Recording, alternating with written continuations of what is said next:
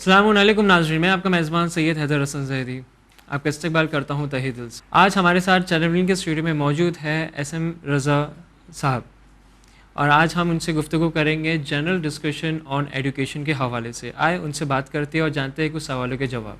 अस्सलाम वालेकुम सर, कैसे हैं आप? अल्हम्दुलिल्लाह, अलैकुम अस्सलाम और तमाम नाजरीन और स्टूडेंट की खिदमत में अस्सलाम अलैकुम। वेलकम है आपका इस प्रोग्राम पे और इंशाल्लाह जो आपके जनरल जो क्वेश्चंस होते हैं एजुकेशन के तहत और जो तब्दीलियाँ हैं और नए नए जो कोर्सेज़ आ रहे हैं इंशाल्लाह उस पर हम लोग इस प्रोग्राम को आगे बढ़ाएंगे और जो भी आपके सवालात होंगे उसका जवाब। जी सर, बड़ी खुशी हुई आपको देख के वापस सर।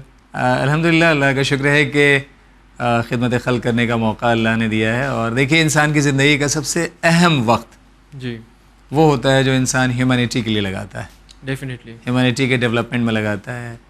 तो ये चीज़ उसका शुक्रिया है चैनल विन का कि इस प्लेटफॉर्म से बच्चों तक, पेरेंट तक पहुंचने का मौका मिलता है। और जो थोड़ी जानकारी हमारे पास है उस जानकारी को मैं शेयर कर पाता हूं, क्योंकि इस ज़माने में आप देखें कि पेरेंट सुबह से शाम तक बहुत सारी चीज़ों में मसरूफ़ है, उसके पास इतना वक्त नहीं हो पाता है कि वो जो अहम जानकारियाँ आती हैं उनको पता कर पाए। कभी कभी जानकारियाँ वक्त से ना मालूम होने की वजह से बहुत सारी चीज़ें हाथ से निकल जाती हैं।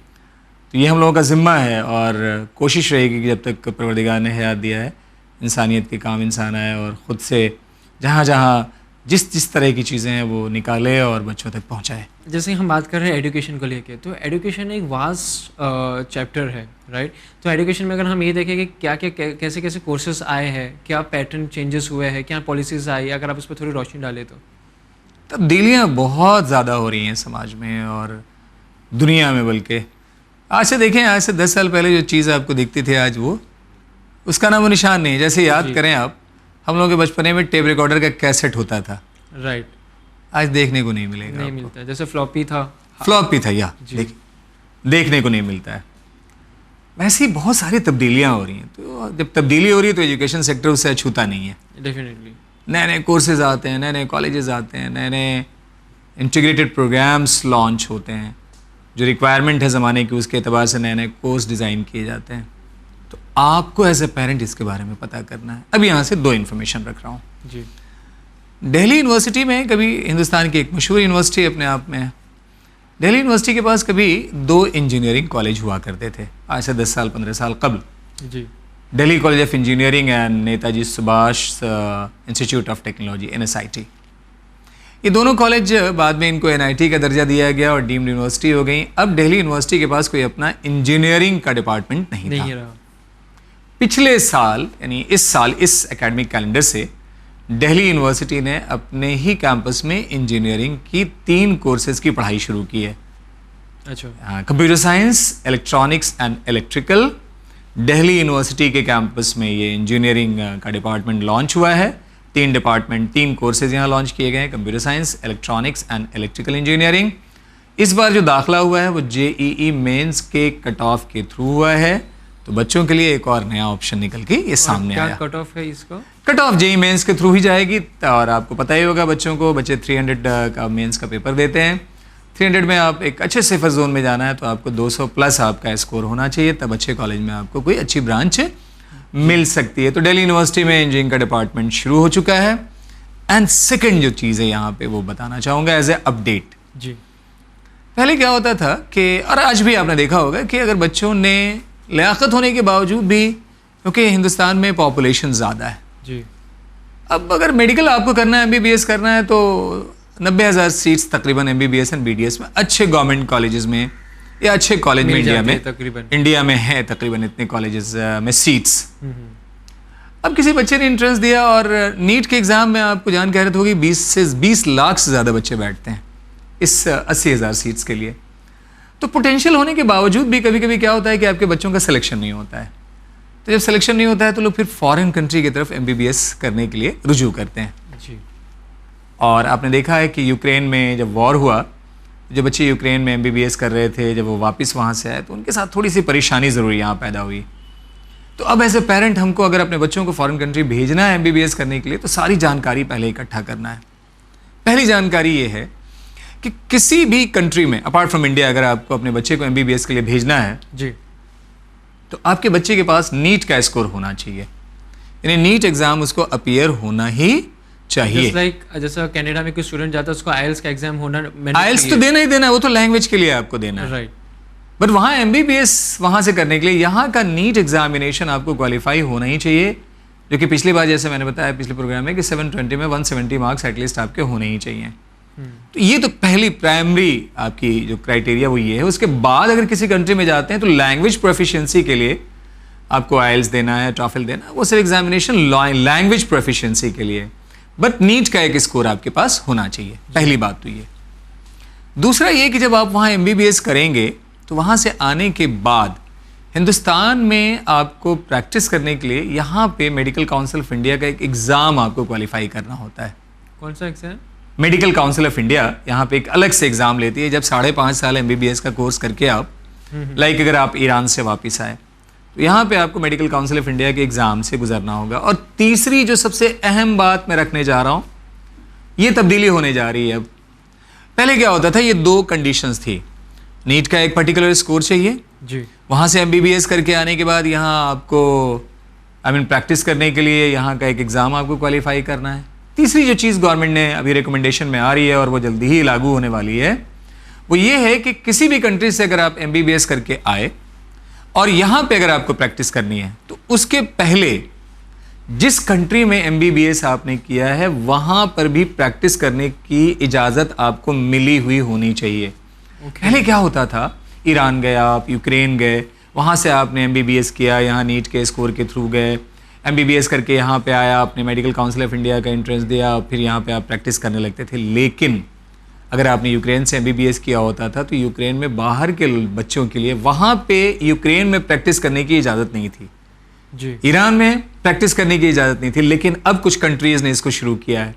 तो ध्यान रखेंगे कि जब यहाँ पे आप आएंगे और MCA का एग्ज़ाम देके प्रैक्टिस करने की शुरुआत आप करेंगे तो उसके पहले ये भी रिक्वायरमेंट आपसे पूछी जाएगी, ली जाएगी, या रिक्वायरमेंट आपको फुलफिल करनी पड़ेगी कि क्या वहाँ भी आपको प्रैक्टिस करने की सर्टिफिकेट आपको गवर्नमेंट ने दिया था या नहीं दिया था। नहीं दिया था। तो ये बहुत इंपॉर्टेंट है।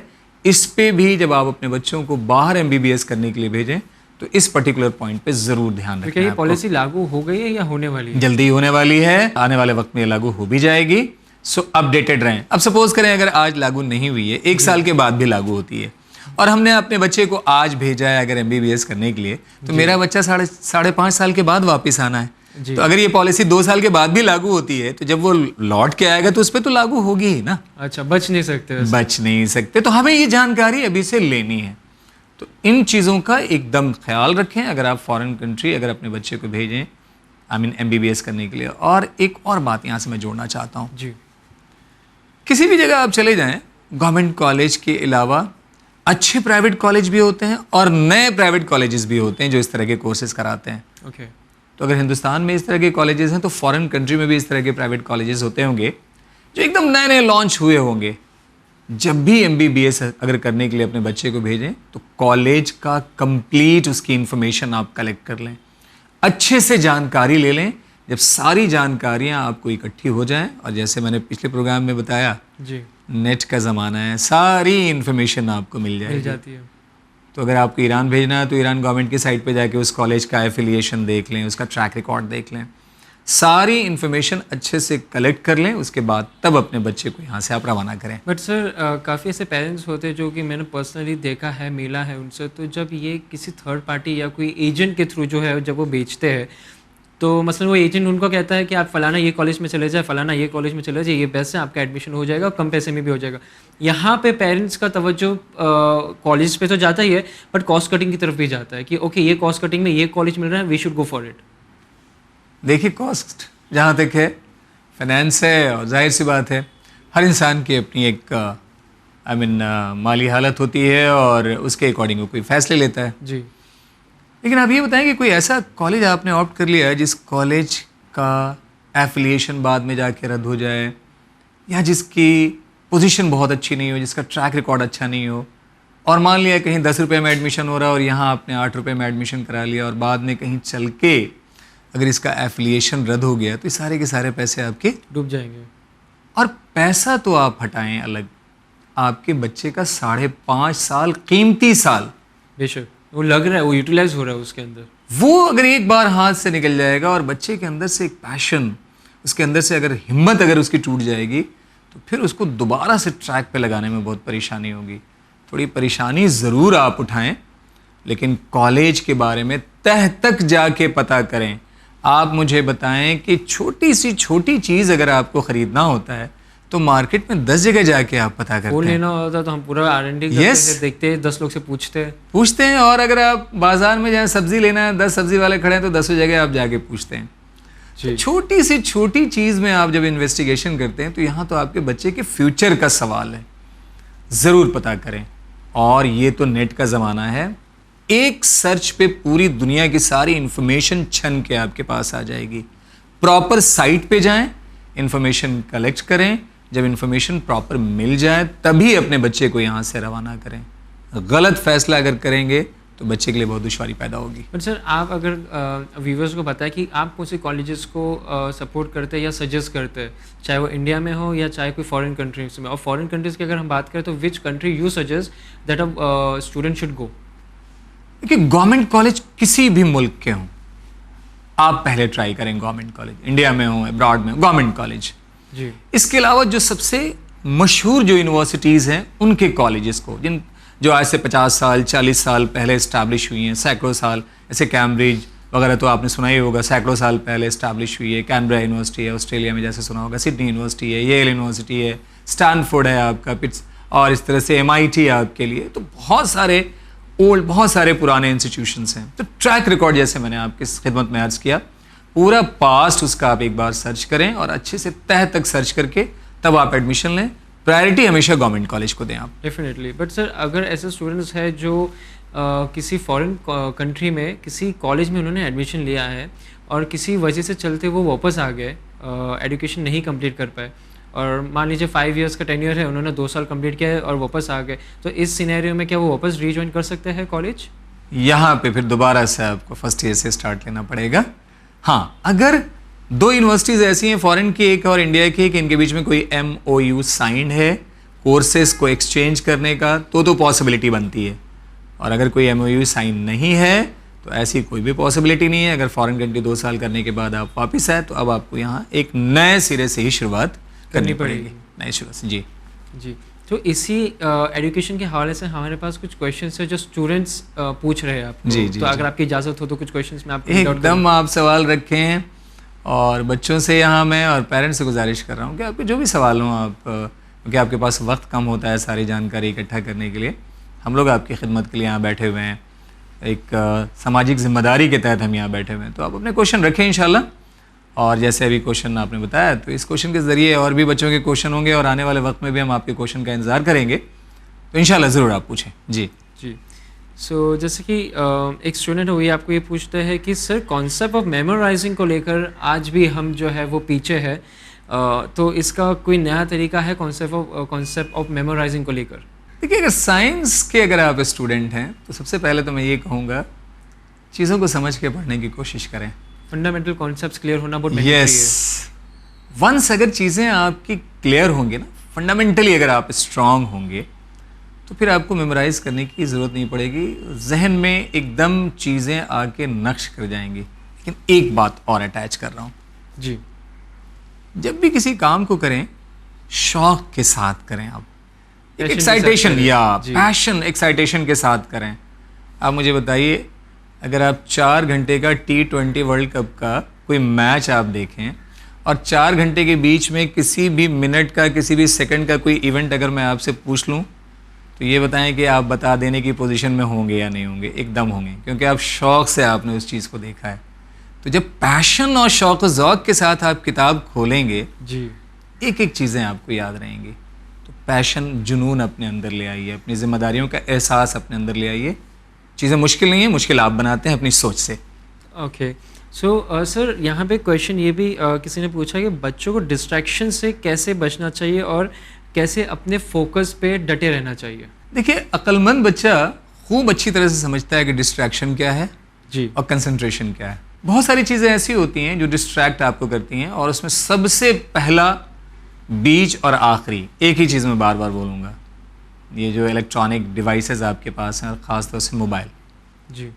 इसका यूज़ नहीं बल्कि इसका मिसयूज़।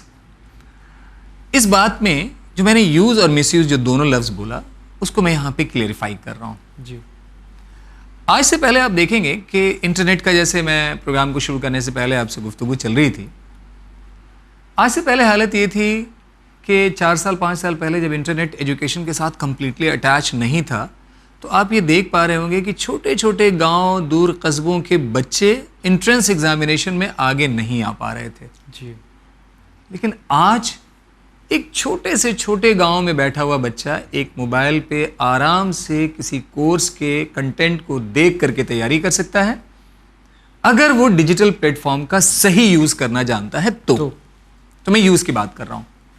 इसका एग्जाम्पल मैं यहां से देना चाहता हूं आपको। पिछली बार जो नीट, बार बार मैं नीट का एग्जाम्पल यहां दे रहा हूं। नीट के एग्जाम में अभी मैं दिल्ली था, 4 दिन पहले एक पेरेंट से मेरी बात हो रही थी। उन्होंने बताया कि 620 नंबर में पिछली बार 12,000 रैंक आई थी और इस बार 621 नंबर पे 1 नंबर बढ़ने के बावजूद रैंक 12,000 से कम नहीं है, बल्कि 18,000 रैंक आ रही है। जी तो ये जो 6,000 का जो फर्क पड़ा, ये कौन से बच्चे हैं? ये दूर दराज जो गांव में बैठे हुए जो बच्चे हैं, जिनके अंदर डिस्ट्रैक्शन नहीं है, डिजिटल प्लेटफॉर्म का सही इस्तेमाल करना वो बच्चे जानते हैं। इन बच्चों ने छोटे छोटे रिसोर्सेज से मेहनत किया, तैयारी की और तैयारी करके एंट्रेंस दिया और इन बच्चों ने अच्छा स्कोर किया, जिसकी वजह से इस तरह से कट ऑफ में चेंज आ रहा है। जी तो एक तो सही यूज। मिस यूज क्या है? माँ बाप से छुप के इस्तेमाल करना।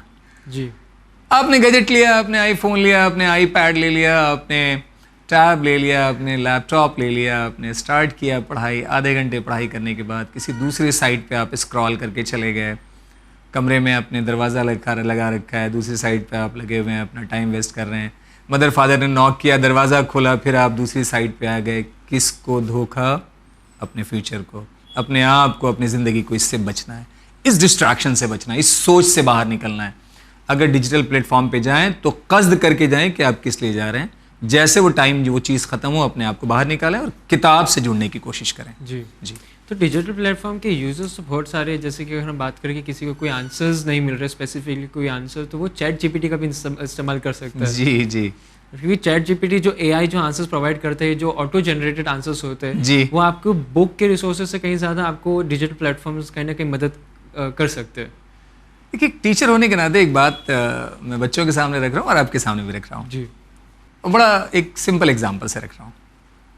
देखिए, क्या होता है कि जब किसी क्वेश्चन को आप कर रहे होते हैं और वो क्वेश्चन अगर आपसे नहीं होता है, तो आप उस क्वेश्चन पे ठहर के सोचने की कोशिश करते हैं।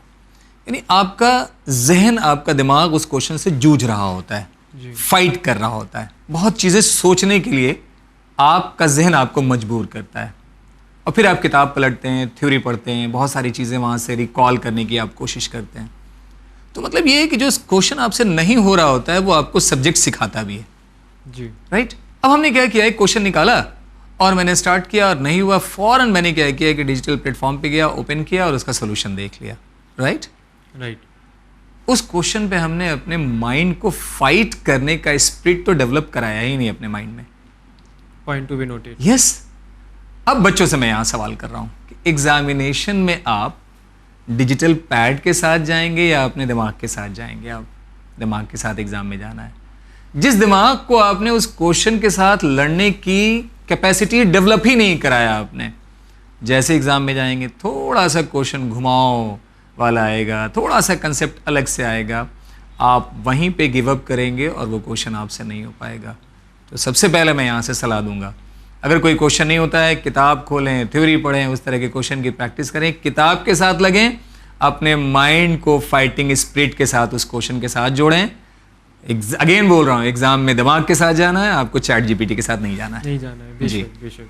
तो सर एक सवाल ये किसी ने पूछा है कि जब बच्चा 10वीं पास करता है तब वो कंफ्यूज रहता है, ओके, कि इसको अब क्या करना है, कौन से सब्जेक्ट्स लेना है, लेकिन माँ बाप के कहने पे ही वो अपना करियर चूज़ करता है स्पेसिफिकली, बिकॉज उसको खुद पे कॉन्फिडेंस नहीं है कि which area of interest he should go for. Area of interest उसको नहीं पता होता। तो जो माँ बाप जो करियर चूज़ करते हैं वो आँख बंद करके उसको जो है फाइनल डेस्टिनेशन मान लेते हैं। इस पर आप क्या कहेंगे? दबाव नहीं डालना है पेरेंट को, और ऐसा नहीं है कि अगर आप अपने बच्चे को इंजीनियर बनाना चाहते हैं तो इंजीनियरिंग में ही करियर है, ऐसा कुछ नहीं है जी। करियर ऑप्शन बहुत सारे हैं। पेरेंट्स को बता रहा हूँ, यहीं पे पेरेंटल नर्चरिंग एक जिम्मा है। जी, ज़िम्मा नहीं बल्कि इबादत है। क्या बात है।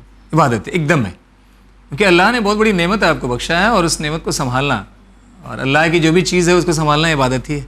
जी, तो बहुत बड़ी एक नेमत औलाद की शक्ल में अल्लाह ने आपको दी, तो आपको संभालना है। अब आप जब बच्चा आपका 6ठी 7वीं 8वीं 9वीं 10वीं में, आप पेरेंट टीचर मीटिंग में जाएं, टीचर से मिलें, बच्चे के सब्जेक्ट का इंटरेस्ट टीचर से पूछें। लगातार 4-5 साल बच्चा किस सब्जेक्ट में बेटर कर रहा है वो देखें, घर में उसकी एक्टिविटी को वॉच करें और उसके बाद तब जा कर के एक बार बैठें और उसके साथ साथ डिस्कस करें कि अगर आप उसको मेडिकल साइंस की तरफ ले जाना चाहते हो तो उसमें क्या आपने देखा जिसको देख के आपको लगता है कि वो डॉक्टर बन सकता है। राइट। ऐसा क्या आपने देख लिया उसमें जिसको देख के आपको लगता है कि वो एक अच्छा इंजीनियर बन सकता है, एक अच्छा लॉ का जानकार बन सकता है। जैसे घर में बैठ के और दीगर चीज़ों में आप डिस्कशन करते हैं अपने बच्चे के साथ, अपनी फैमिली में एक डिस्कशन का पॉइंट आप रखें। जब डिनर पे बैठे डाइनिंग टेबल पे तो इसको डिस्कशन के तौर पे रखें आप। जी, 8, 9, 10th में तो आप बात 2-3 साल इस सिलसिले में बात करें। अगर आपके बच्चे को आपने IITs भेजना है तो 8वीं 9वीं 10वीं में जब भी आप डाइनिंग टेबल पे बैठें बात करें रात में कि IIT ये होता है, IIT में ऐसे जाना चाहिए, IIT में मैथ्स आती है, ये उसमें करियर ऑप्शंस होते हैं, इस तरह से चीज़ें करवट लेती हैं, उसमें बाहर कंट्री में इस तरह के ऑप्शंस निकलते हैं, ये चीज़ें पढ़नी होती हैं। तो सारी चीज़ें रखें ताकि बच्चे का जहन उस तरफ सोचने के लिए मजबूर हो, जी, एक ग्राउंड तैयार हो उसके लिए। राइट। और जब सारी चीज़ें हो जाएं तब उसको कोर्स दिलाएं, ज़बरदस्ती कुछ मत करें। 10th के पहले मैं कह रहा हूँ, 10th के पहले क्या बेहतरीन इमाम अव्वल ने किसी के जवाब में कहा, किसी ने पूछा है कि बताइए बच्चे की तरबियत कब से शुरू की जाए, तो आपने बताया कि उसकी पैदाइश से कबल। यानी आपको पहले प्रिपेयर होना है एज ए पेरेंट। तो आप पहले पता करें कि जिस कोर्स की तरफ आप लेके जाना चाहते हैं उसमें क्या क्या चाहिए, क्या आपका बच्चा उसके लायक सूटेबल है या भी नहीं। और बच्चों से भी एक चीज़ कह रहा हूँ कि देख के किसी कोर्स का आप सिलेक्शन मत करें। आप कोई भी कोर्स अगर आपको सिलेक्ट करना है पहले आप पता करें कि उसमें आपको पढ़ना क्या है। ऐसा ना हो कि आपको ऐसी चीज़ पढ़ना हो जिसमें आपका इंटरेस्ट ही नहीं हो, तो वो कोर्स आप अच्छे से करके निकल नहीं पाएंगे, एक अच्छे प्रोफेशनल नहीं बन पाएंगे आप। जब अच्छे प्रोफेशनल नहीं बनेंगे तो कोर्स करने के बाद जॉब लेने के लिए इंटरव्यू फेस करना होता है, ध्यान रखेंगे आप। और जब आपका कोर इंटरेस्ट नहीं होगा तो उस इंटरव्यू में, कंपनी के इंटरव्यू में कहीं ना कहीं आप रुक जाएंगे और फिर आपको अच्छी जॉब नहीं मिल पाएगी।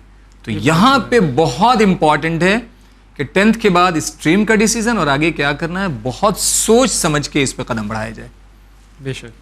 तो सर इंडिया के पास बेहतरीन इंस्टीट्यूट होने के बावजूद हम लोग वेस्टर्न कंट्रीज़ की तरह नया इनोवेशन क्यों नहीं कर पा रहे हैं? ऐसा नहीं है, बहुत सारे आप देखें, अभी आपने सुना ही होगा चंद्रयान के बारे में और आदित्य L1 के बारे में, क्या बेहतरीन हिंदुस्तान में आपने देखा है कि हिंदुस्तान ने कारनामा अंजाम दिया। और IITs के बारे में जो मैं जिक्र कर रहा था, जी, हिंदुस्तान के इंजीनियर पूरी दुनिया में मशहूर हैं। अगर आप अमेरिका में चले जाएं और सिलिकॉन वैली में आप चले जाएं तो वहाँ इंडियन साइंटिस्ट, इंडियन इंजीनियर्स आपको भरे पड़े हुए मिलेंगे आपको। जी, तो बहुत ज़्यादा यहाँ पे ग्रोथ है। हाँ, ये ज़रूर है कि जो चीज़ें यहाँ पे थोड़ी परेशान करती हैं वो ड्यू टू पॉपुलेशन, आबादी की वजह से सारी चीज़ें हैं। अदरवाइज़ ग्रोथ मैं देख रहा हूँ बहुत ही बेहतरीन है। और अंडर ग्रेजुएट प्रोग्राम मैं मान के चलता हूँ कि इंडिया से ही बच्चों को कराएं और उसके बाद अगर आपको स्पेशलाइजेशन में अगर कहीं भेजना है तो आप फॉरेन कंट्री भेजें, क्योंकि जाहिर सी बात है उनके पास रिसोर्सेज ज़्यादा है, उनके पास पॉपुलेशन कम है and they are more rich than our country. लेकिन आने वाले वक्त में हम उनसे कहीं आगे होंगे और अंडर ग्रेजुएट प्रोग्राम के लिए इंडिया मैं समझता हूँ कि और किसी भी कंट्री से आज की डेट में कम नहीं है। तो सर काफ़ी स्टूडेंट्स ये भी कहते हैं कि सर प्रिपरेशन करने वाले तो काफ़ी लोग हैं, तो क्या एंट्रेंस एग्ज़ाम की सीट्स को हम बढ़ा सकते हैं? किसी भी कॉलेज में जो कोई भी कोर्स जो लॉन्च किया जाता है, ख़ासतौर से प्रोफेशनल कोर्स, जी, ये देख के लॉन्च किया जाता है कि उसमें प्लेसमेंट कितना आप करा सकते हैं। राइट।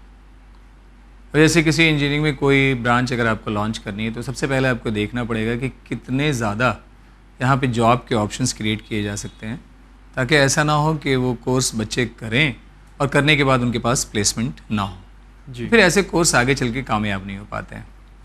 हाँ, ये ज़रूर है कि मेडिकल साइंस में भी बहुत आगे बढ़ना है इंडिया को।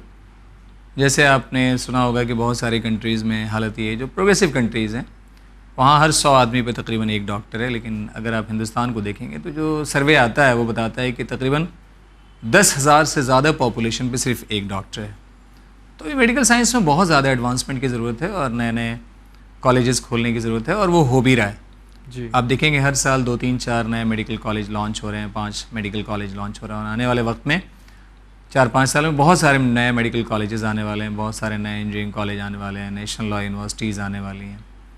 तो इस तरह के कोर्सेज, नए नए कॉलेजेस आने इंशाल्लाह शुरू हो जाएंगे और आपके बच्चों के लिए आने वाले वक्त में बहुत सारे ऑप्शंस और भी निकल के सामने आएंगे। जी, तो जैसे जी। कि जो कॉलेजेस निकल के आएंगे तो सीट्स की लिमिटेशन भी जो इंक्रीज हो जाएगी इवेंचुअली। डेफिनेटली बढ़ेगी सीट्स। अब जैसे मान लिया अगर अभी आईआईटी में सपोज 23 आईआईटी हैं, 11,000 सीट्स हैं, कल को अगर 5 आईआईटीज़ और आ जाती हैं तो डेफिनेटली 5,000 सीट्स, 4,000 सीट्स और बढ़ जाएंगी। तो सीट्स बढ़ेंगी आने वाले वक्त में। और लेकिन साथ साथ ये है कि सीट्स बढ़ेंगी तो पॉपुलेशन भी बढ़ेगी। जी, तो अल्टीमेटली फिर वही बात आती है कि आपको तो अगर सरवाइव करना है तो फिटेस्ट आपको बनना ही है। बेशक। मेहनत करें, अच्छे से मेहनत करें, उमंग के साथ मेहनत करें, टारगेट डिसाइड करके मेहनत करें, बहुत आराम से आप कामयाब होंगे इंशाल्लाह।